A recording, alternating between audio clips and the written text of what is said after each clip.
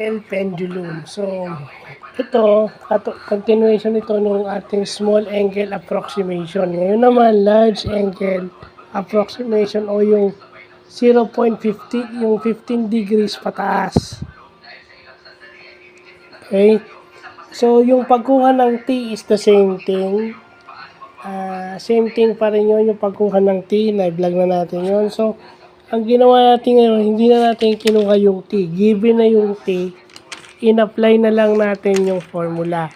So, ito ay not given in degrees. Given in radians ito.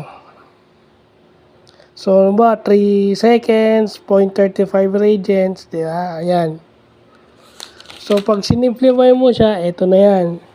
So, in-square na natin yung 0.35, 0.1225 over 16. So, syempre, ayan yung sagot. 0.210 radians. Ano yan radians yan? Hindi yan degrees, radians yan. So, kung given in degrees yon, convert nyo muna sa radians. So, another topic in physics and in trigonometry combined. Yan. So, yan. Butit may natututunan tayong bago. New Year na New Year, no? Maganda yan. So, yun lang po.